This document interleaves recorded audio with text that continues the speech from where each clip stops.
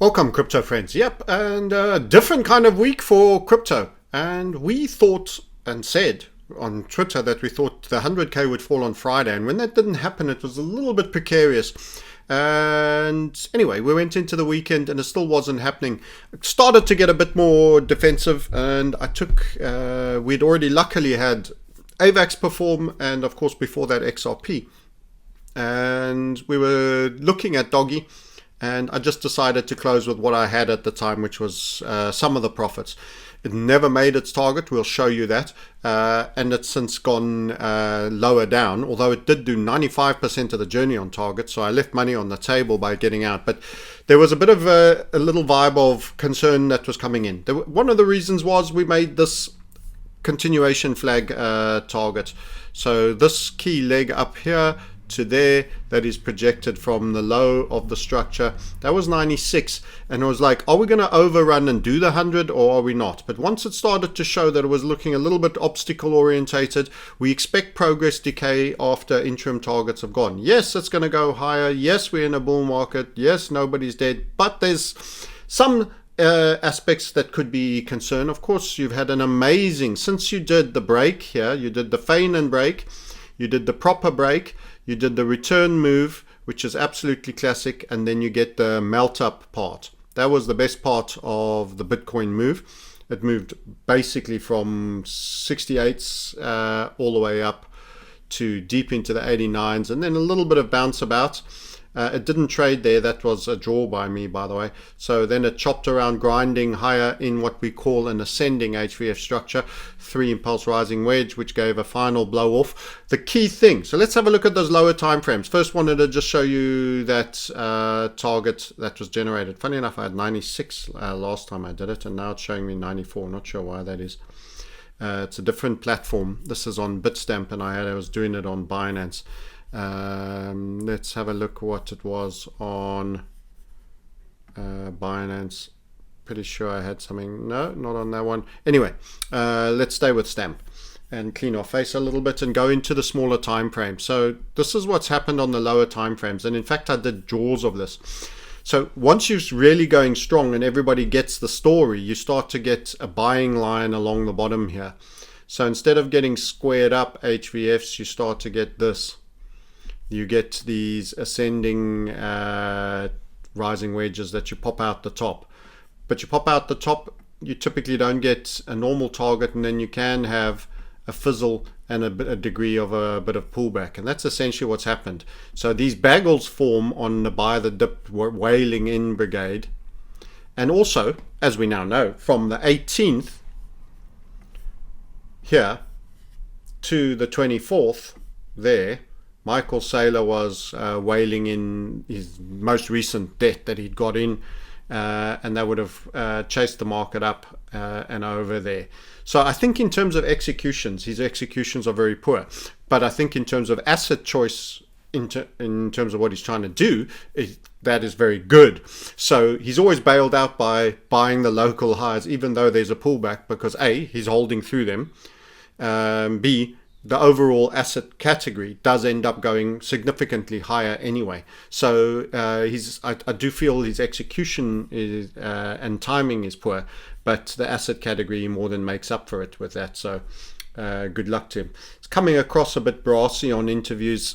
It's something I don't trust or like about him personally, but you know, in terms of his intent and the way he talks about Bitcoin as this godly and this reverence and all that other stuff. But I did that in other videos, so let's not get into the weeds there. So the point I wanted to show you, and I did draws for this, and these were, yeah, let's get them up. This is illustrating master bid ended on the 24th. Now I want to show you, before I do the deep dive on that chart, I want to show you here. This is the US government tenure on a 4-hour time frame. Now, before we even go too deep there, the macro of the 10-year, that's Bitcoin dominance, by the way, that's not what I'm looking for. The macro of the 10-year on the weekly is that we've been concerned. We've told you a little bit about this before. certainly on the Market Sniper YouTube, and possibly on the Crypto Sniper. I don't even remember what I say anymore, and they're all still up there, so you can go fact check me if you want. But this is a 3 impulse, falling wedge, or possibly a flag. So it might not have enough pinch for the full wedge, it might be a flag. And we've been calling for a blue flag high here, a lower high to the previous high and the one before that. And potentially, not absolutely, doesn't have to do it, but a deeper dip on the rates. So you say, but hold on, aren't you the guy that say rate spike? Yes, we are. This is not next week, the rate spike next month. We are expecting this falling wedge to break to the upside, and the kind of thing we said which will happen is either there and then it comes up, or it will go all the way to the bottom, and then it'll work its way across and it comes up. But as you can see, that takes quite a bit of time. So we're calling for higher rates on the big time frame. We're actually calling for lower rates short time frame. So you see how you can have, and some people get it confused. I've got some guy on the Twitter saying, oh, you accuse people of talking out of both ends of your mouth, and you do it too. So I want to be absolutely clear. Time frame based analysis means you can be both short something. Now I would short the yields, long the bonds. I won't ever long bonds personally, but you know, it's a trade for somebody. And then at the long term be long the yields are going higher, and short the bonds. I will bias to short because the macro is a short. Because my suspicion is this is a 3 impulse. This is the 10-year debt, one of the most important, and it came up to here. And we were watching. This is on a weekly time frame, so this is macro. So don't forget, we were looking at Bitcoin at 1 hour, 2 hour, and I had the 10-year up on a 4 hour. So I'm going to show you this is where we're at. And this is why we've been saying this is a localized high, and we've been waiting. And the key thing is, what does that mean? Because you're crypto guys, you don't understand. Well, many of you do, and you're great. And thank you, by the way, for taking us to 50,000. But when rates go up, as Volcker did in the 80s, he collapsed the value of the debt that was created by Nixon for the Vietnam War. That's what you needed to do. You needed to crush it. And you just turn it into a shit asset category, and it has to pay ever higher yields because its valuation keeps going down. That's what you do. That's what we need to do now. There's too much debt. It's a debt-based crisis. Understand, everything comes down to the fulcrum point. My first point, if you hear me being interviewed, is you need to understand from the beginning. And many people go, they understand it, but they don't understand what that means. A debt-based crisis means too much debt. That means it has to be devalued. That means interest rates go higher. But in the form of going higher, like they did here, then made the 5%, we called that. You then have a pullback and you set up a new continuum. And this takes time. I mean, that was in 23, the high of the last target. And then you've been actually more down than up from the 5%, making up legs, down legs, getting lower.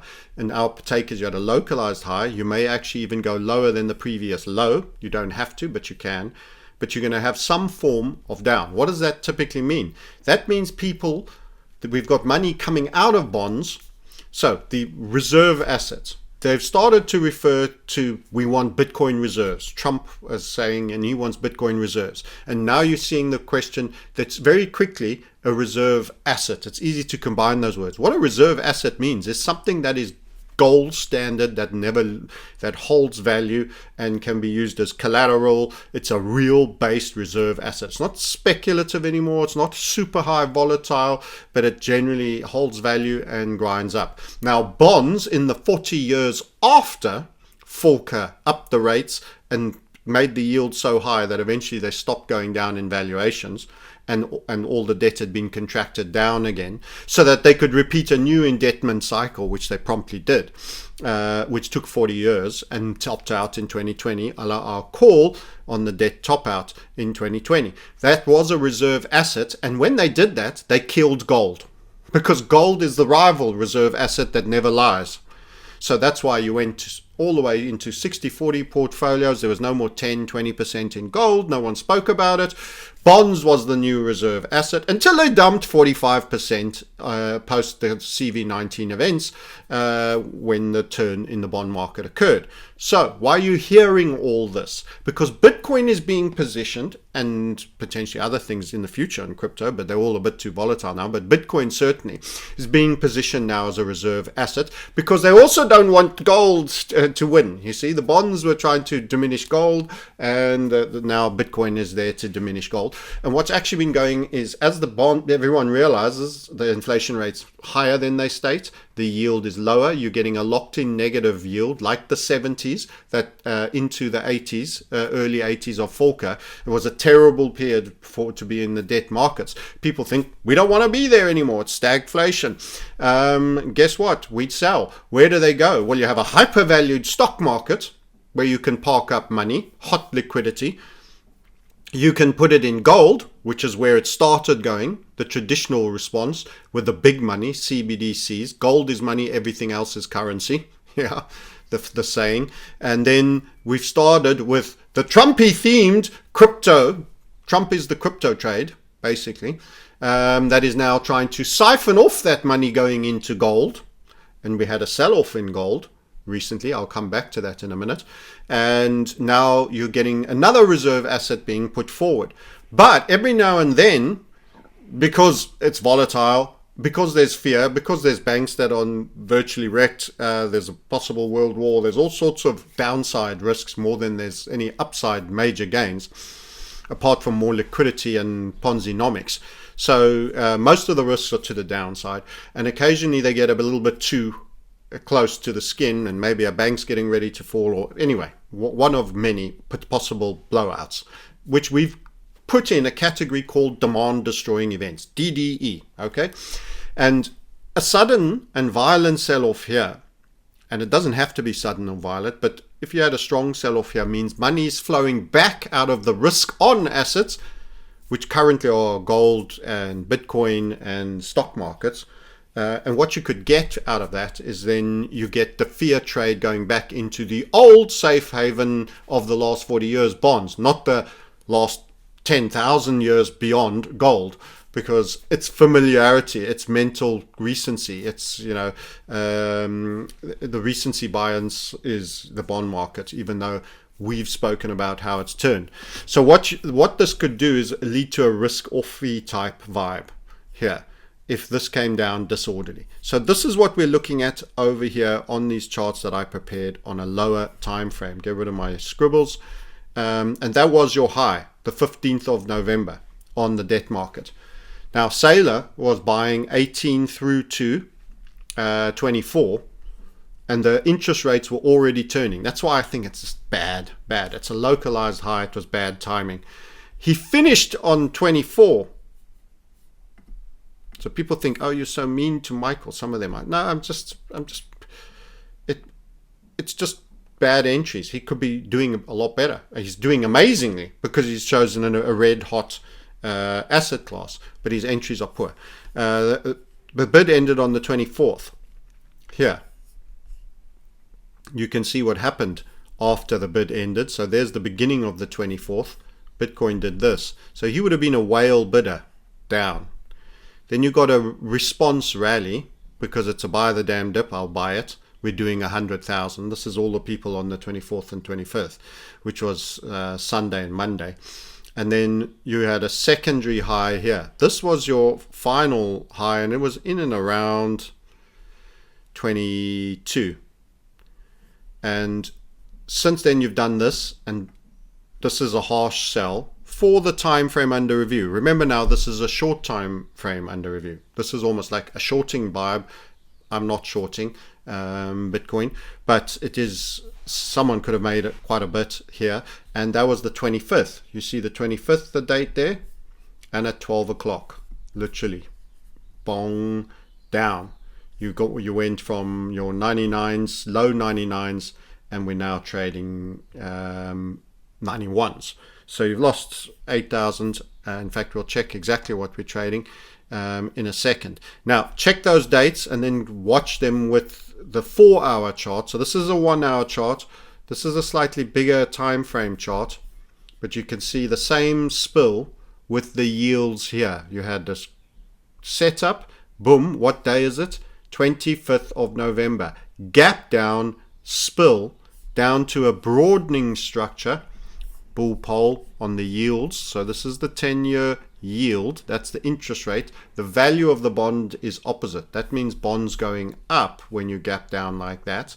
And all the other time you were grinding down. So it's the inverse of this chart, and you are in a downtrend. So this is in an uptrend. It was grinding higher in the megaphone, and then the other stuff started to happen. So just to give you all perspective. But you were at localized high, and you were bumping in, bumping in. This is why we did a little bit of videos talking about, be careful of the DDE. This is going to be one of your indicators.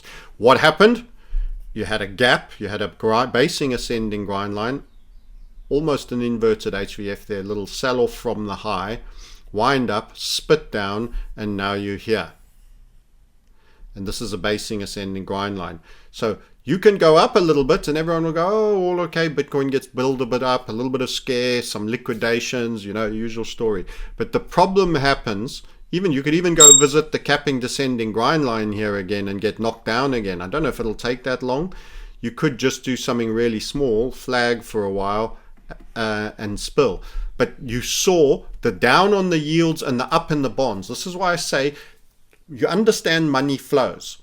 There's a liquidity. Where does it hide? At the moment, there's too much money borrowed into existence in the debt markets, and the debt markets are collapsing, are contracting in valuation, slowly but steadily. Like these interest rates going up, as those are grinding up, that's grinding down. So you're getting it eaten away. So what then happens is the money flows out of the one tin, and they all have hose pipes into other tins, and they're at different heights and flowing in. So the money flows into gold first, then some of it started to get rooted into Bitcoin, and some of it was also going into the stock market. These are assets that can be held. Now, the higher volatility they are, the less likely you can call them reserve assets, but they're going to give Bitcoin a reserve asset naming standard anyway. Eventually, when it gets much higher value and it's less volatile, it will be there, but it'll be totally surveillance money. Anyway, so all that's going on, you got that sell-off, boom. What did it do? 25th into today, boom, down on Bitcoin. So that's the 4-hour chart down to the 1 hour of Bitcoin. We can use it here. He bought 55,500 BTC for 5.4 billion. So he's issuing debt. So the irony is he's issuing debt, which is a contracting, losing asset. So it's great, and buying Bitcoin, good trade. But when you look at crypto as a whole, Tether, which is the onboarding of the old world money, cash in banks, being moved into crypto, Tether is actually going back all the way around and supporting the debt market. We covered that in a previous video, but don't let's over confuse you. So the 25th has been a bad sell period. A, Michael Saylor's mega whale bid disappeared on the 24th. B, he was buying a localized high on the interest rates because he doesn't understand 3 impulse falling wedges. He doesn't have a technical analyst on board like me to help him optimize his entries. He should have been in earlier, or he could have been being a bid here in the low 90s instead of buying up at 98s, 99s, and 97s. But never mind, that's mute detail. If it's going to 150, he's still getting rich, and he's making value for his shareholders. So the concern now is and you saw that on the bond market. Now I'm showing you at different time frames. So that was a 1 hour, but this isn't a huge pullback. You know, that's on the weekly. We can go into the daily. It isn't a huge pullback. It got a bit impulsive. You skipped a trade there and you got down there. But it's not super impulsive. Now, what happens when it actually breaks out of the megaphone we're given? So we went from the weekly to the daily. You can see the capping descending line. We've covered this, as I say, countless times. We called this a localized high when it was here, that it's moving up. We said it's going to go all the way up to here. Go check the market, Sniper, because I covered this even more. It had bearing on gold because we were wondering how long gold was going to pump for.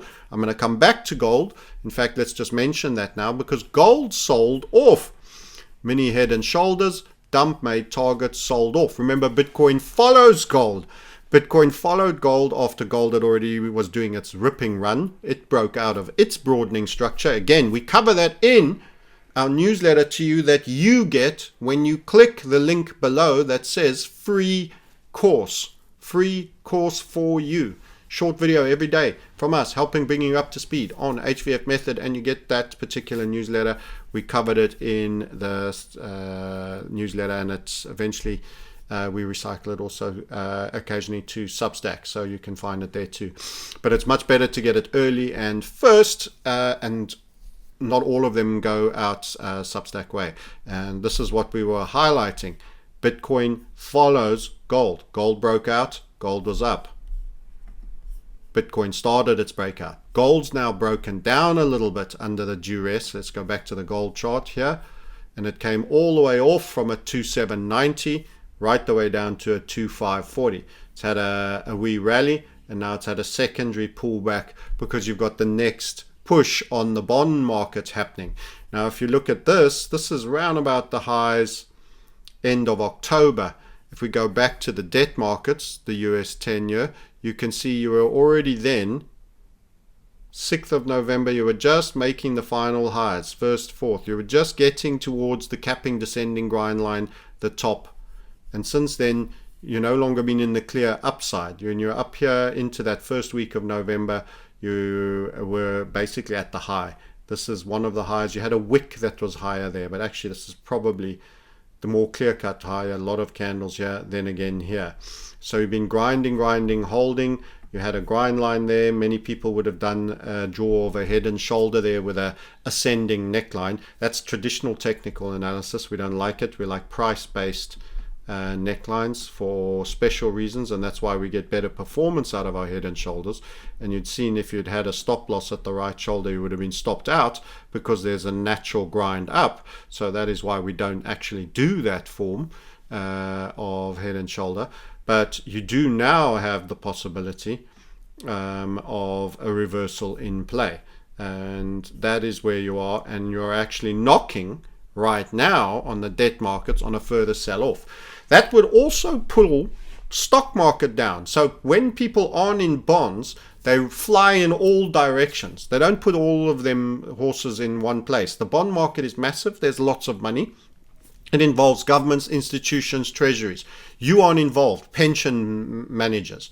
Pension managers are shortfalling on their needs to pay. So they start buying Bitcoin, they start buying gold because they think these are going up, and they buy hyper-priced equities to just follow the ETF, NASDAQ to the moon crowd, because they need to make alpha to cover their liabilities on a boomer generation that's retiring, and even Generation X now getting to retirement age or not too far off. So what's happening is this has a tumble. That's going to be risk off, and you're going to have all those supposed other safe haven asset holding places, for which Bitcoin is the newest and the most volatile one that's being put forward as it, and is trying to position in front of gold to eat gold's dinner, and it will be badly affected. And I think you had you had almost $500 million come out of the ETF now. So it's also a lot more hot money. It's a skittish money. It's in and out. It's flight capital a little bit more. Generally, when you buy gold and you have it stocked and stored, there's a little bit less flightiness to it. But again, assets are priced at the margin, and you only need a few panicky people to smack the price down. But then you often tend to get with gold deep pockets that just show up. Legacy, long, multi-generational deep pockets. So that doesn't go near as far as, say, Bitcoin could. So debt markets are an indicator. All of this chitter chatter is about warning you. Debt markets is an indicator for the loss of momentum on Bitcoin. And you've come now and you've balked at the 100K. There was that 95,000 that we drew, the target, and it seems like a little bit of overperformance beyond that, and you're actually below that, and you're down at 92, and the 100K has not been run. Now you are getting some buyback wicks along here, but you also had one there, and that doesn't mean it's a bottom. So you had a disorderly spike here and got bought back up, and you're getting a half one here as well. But that's doesn't always, that's too soon for people to start saying, hey, that's a bottom, we're all good. So Bitcoin, a little bit in trouble because the bond markets are getting bid, and that sees a part reversal of some of the flows that went into all the risk stocks, Bitcoin and gold. You start to see some of it coming back. You might have even had, emerging market stocks, even offshore stocks, like cheaper stock markets, to a degree in terms of asset allocation. Now we're seeing a little bit of whoa. Bonds start sucking some of the liquidity. It'll come out of all the risk on stuff for now. Long run, however, bond needs to be collapsed away. Its debt needs to be devalued. And the other asset classes need to go up. So we are still, even though this is selling off, a macro bull on gold, Bitcoin, and generally, although the American stock market is hyper overvalued, and I think there could be a very violent correction at some point, but generally in a stagflationary environment, providing not so much the consumers, certain stocks will still do reasonably well and can go up. But a little bit more vague. It's more rotation. It depends what sector you're in. Consumer stocks could be wrecked. Mining stocks could be flying if gold goes up. They'll be super cash generative. There's a mixed bag by there. So I don't want to get too deep in the weeds of stock. Property, if interest rates go up, they get into trouble. But funny enough, if you have a demand-destroying event that's violent, they get into trouble also, really, really strong. What property enjoys is a low interest rate environment that's steady. Actually, if it's falling too fast, it means it's a crisis. So property actually doesn't like that. But drifting off or climbing slowly or flat and benign. So it likes the big boring middle where the dollar isn't being too strong. And there's been plenty of liquidity being created. So that's good for resi property. Commercial property is in a mess. Because corporations are in a mess, over-leveraged, de-urbanization, work from home, all of that stuff. So commercial property is a net short. So those are an example of other asset classes. Money's coming out of property generally, I feel. It's coming out of bond markets, but mainly out of bond markets when the rates are going up. When the rates turn, it's a problem because you're getting a little bit of washback, and that hurts the ones that have been running, gold and Bitcoin, and potentially the NASDAQ as well. Okay, so that's why you're having what you have. You also made the 95,000 target, as we pointed out. So there's your little lump of overperformance above the purple line that came all the way from the setup that we were giving you right back here with the projection pole. And there is other projection poles that will also be met in due course on this chart, and that number is right up close to the 140, 150. So nothing's changed in terms of our take there. But you could have a little bit of a headache. How big could it be? How big is a collapse? I don't know. You'll have to check volume. We can put some volume on here. It can show you how much fear is in there. It's kind of, there was a big surge. So, another key point. We're on the daily. When you have an incredible amount of engagement that's sucking a lot of money in, and it's starting to making new highs on the volume like that, you're likely to have a point where you have a little bit of a whoop, how's your auntie? Stop. Especially when you've had the associated move like this. So, and the sell-off we'll see when the volume comes through doesn't seem too heavy. So I don't think this is Armageddon. So the bond market could trickle out lower, and that would mean minor reflux, like coming back. It doesn't have to be, I'm not saying this is the DD resets, everybody's going to be locked down, everybody whatever. It's not quite like that, but it might accelerate into that potentially. It could gain momentum if it then starts to lead to conflicts or whatever, or other things. But at the moment, it's starting moderate, and it may stop. By the time we get this video out, you might already start basing. For example, there might just be a little shock wave, but then the point is I'll take you back to that 10-year, and I'll say, okay, but then it's going to mess around and go back up again. So that would mean it would be going back up again, and it'll have to go back up to here, and you'll have the crypto going okay along for a while, and then what happens when it gets rejected here? Or you're saying it's going to break out. Don't feel that's going to be the case. That's not our priority scenario.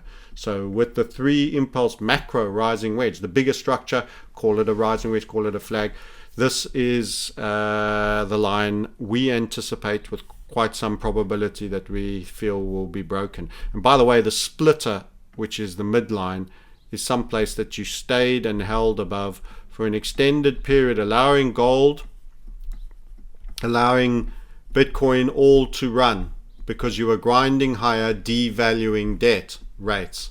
This was your first warning, but you got a return move in that direction, set up a little structure, and then you threw it down. Bang. And that's what you're feeling now. That. Money flowing back into the bond market. Okay, so I hope that helps some of you get context and understand it. This is one of the most important markets you need to understand and watch, because money is flowing between reserve assets. One is in a long period of stagnation, but will still occasionally get a fear bid. And others are, Resi is a little bit pricey and probably going to come off. Commercial is wrecked, but it's not too big a reserve asset at the moment. The Bitcoin and the gold ones, the trillion market caps. Now, I'm not saying property doesn't have trillion market caps, but it's fragmented. It's not organized. It's not like commodities. It's not hot money doesn't flow in it. You've got to decide to buy a house. It takes some doing. And finance, I think, is drying up. So I think the volume of engagement in buying houses at the moment is quite low. Okay, so it's mainly about gold, Bitcoin, stock market versus bond market. Wouldn't shock me. I don't know how our NASDAQ has gone, and I'm going blind on, but just in talking with you, the NASDAQ, how's it been doing? It seems relatively okay. It seems relatively okay. We haven't had the US market open yet, but it seems relatively okay for now. It doesn't look in any form of stress for me. And as I say, this asset class pumped up by a lot of AI plays, lots of other things. We can get into deep dives and weeds about all of that stuff and reset it all out till kingdom come. But just for the technical aspect of this discussion right now, stocks are holding up okay. But they will and do their moments where they will correct. And August was one where you had a fair amount of correction that of course went with the carry trade narrative with Japan. But right now you're grinding higher. The last high was quite recently, and it looks okay. The open could be different, it could gap down there. I don't know. Haven't looked at the futures at all, so I've got no idea. But it's looking pretty okay. So stocks holding up, but the Bitcoin and gold are more the monetary reserve assets alternatives to bonds, so they're closer competitors with it, while stocks is a speculative asset. So that's why I think we're in this state, and we need to know what's coming down the pipe on the debt market side. Okay, if you want to be kept up to date correctly, and we did say we're going more cautiously as the Friday passed and the 100k didn't fall, we got more defensive for the weekend. It's helpful to have that sense of what's going on and knowing what to look for, having the pattern analysis to do that, because it's still 9.5 grand that's come off the Bitcoin price, and it's more on a number of the ones we played and took targets on that are now below where those targets are, following the HVF structures being made on AVAX, XRP, and all the others. I'm not going to go into the weeds of the alts. I don't want this to be too long. The general gist of it is, they've gone down. I'll just fly past. They've gone down. We can have a look at XRP. So you can see they were up at 163. They're down at 134. That's 30. That's 30 cents on 134. It's a fair amount. It's 25%. correction, and XRP is not the biggest faller. ADA, excuse me, was at 115, is at 80, traded 80s. Since who else do we have? Doggy went as high and over the weekend, and I was feeling a bit dumb for getting out down here, but I wasn't feeling comfortable with the macro situation. I went to bed, it had pumped, but it was already coming back down. It had done this, it's gone right the way down there. Now it had a structure. It's the only reason I'm talking about Doggy. It's going to be Elon's plaything. They're going to do something with it, but at the moment it's just a copy chain. But that's 37 cents versus 48 as well. So you're talking about 11 cents over 37 cents. Those are big losses in percentage terms coming down. If you can avoid them, it's nice to have them. That's why we have targets, and you'll see this one didn't quite make the target. It wasn't as good a pattern. It broke later, and I was sitting flush and wanting to do it all again, and I thought, no, we'll stay out of that. Felt stupid on Saturday morning, and feel less so now. Okay, that's crypto. That's crypto for you. There's no knowing. I don't know anything. I just have probability assessments of when danger might be higher, and we need to watch that tenure. And I know what to watch for that will catch that. And these are early leading indicators, as opposed to lagging ones like moving averages, drawn lines on manipulated money. So don't forget, if you want to manage this whole process, and I'm still asserting that September through maybe December there will be a peak out round about that period. You could start unwinding end of August into those months. Will be a great localized high, I think, for Bitcoin, possibly the beginning of a bear market thereafter. And you've got to be reminded to take off along the way, and there's setbacks along the way like this that aren't necessarily always huge, medium size. Some can be a little bit big, but you want to not capture them, and you don't want to get wasted. As your pot is getting bigger, get taken down with a money management fail, and you halve your pot halfway through an alt cycle. It's not what you make, it's what you keep. And that's money management. So make it slower on sound principles with moderate leverage used judiciously and taken off, because you start to get too comfortable with being levered after a while. The longer the cycle goes, and you keep adding and pushing a little bit more and being all in and not having any ammo left, and then you get caught in a big battle and you're stuck. Okay, for that, book a call. Link is below as well. Have a chat with us. We've had a great amount of awesome people coming on board recently. It helps that crypto is, of course, moving again, and this is part and parcel of every crypto alt run. Setbacks, and we have got such a precariously on the edge financial system that there, as I say, you need to have that eyes in the back of your head, 360 degrees vision that we talk so much about. Okay, till next time, catch you later. Hope you've enjoyed the clip, and just be kind of careful. Watch that tenure. In fact, after this has just happened, you can actually have a rally in both Bitcoin, and the 10-year yield goes a little bit up for a while, and you go, don't need to worry about that. This warning kind of applies not as it's just happening, it's on the bounce and the rally, and then the turnaround back down on that debt market. That's where you've got to be really, really careful. And it might mean some point 10 days from here, 3 days from here, even 2 weeks plus from here, that could happen. Okay, till next time, I'll catch you later. Thanks for watching. Tired of profit wipeouts and blown accounts from following trade signal groups and other YouTube channels? Looking for a better way to trade, reduce your stress, and minimize your risk? Become a skilled technical analyst and see the charts and markets in a new light using the successfully proven HVF method by Francis Hunt, while being surrounded and supported by a principled, structured, and experienced community. Enjoy a constructive learning environment while practically trading markets, supported by a bespoke platform run through browser and app, specifically designed to teach and engage you whilst learning and growing as the markets move. This is not a Telegram or Slack signal group.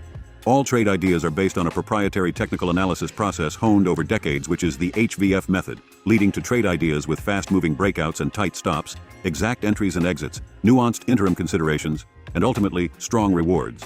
Submissions are graded and scored by Francis for potential high-quality setups, and we provide bespoke tools to help get the job done properly and with precision. Over time and with focused effort, you'll begin to look at charts and price action just like Francis.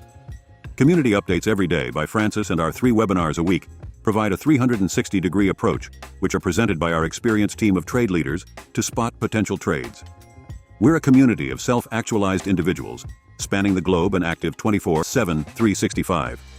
The premium community provides a warm, supportive, and cooperative place for people willing to listen, participate, contribute, and to learn. We've changed thousands of traders' lives. Transform your approach to trading now. Transform your life.